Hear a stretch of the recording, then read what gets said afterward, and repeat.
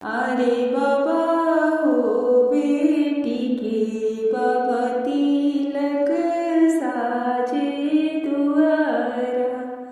अरे बाबा हो बेटी के बाबा तिलक साजे दुआरा।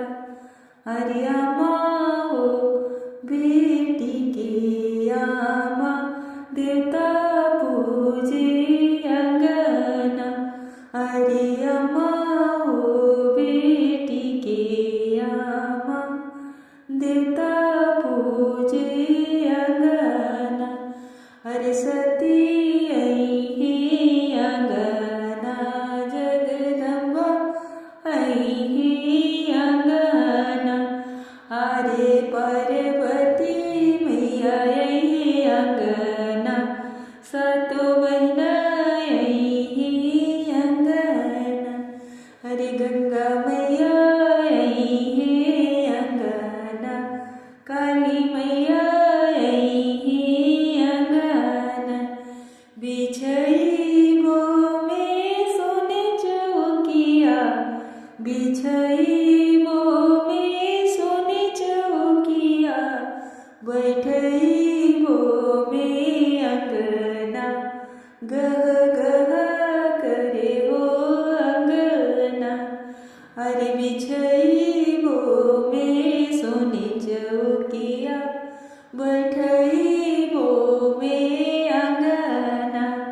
बिछई वो में सोने चौकिया बैठई वो में अंगना।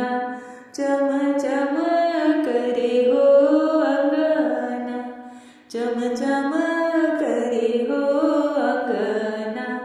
गह गह करे हो अंगना। अरे चाचा हो बेटी के चाचा तिलक साजे दुआरा। अरे चाचा हो बेटी के चाचा तिलक साजे दुआरा। अरे भैया हो बेटी के भैया तिलक साजे दुआरा। अरे चाची हो यापन चाची देवा पूजे अंगना। अरे भाभी हो बेटी के भाभी देवा पूजे अंगना। बिछई वो में सोने चौकिया बिछई वो में सोने चौकिया बैठई वो में अंगना। गह गह करे हो अंगना। बिछई वो में सोने चौकिया बैठई वो में अंगना। गह गह करे हो अंगना।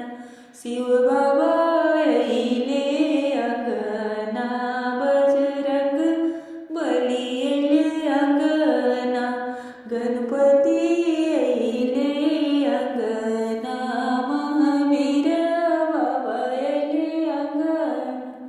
बिछई वो में सोने चौकिया बैठई वो में अंगना।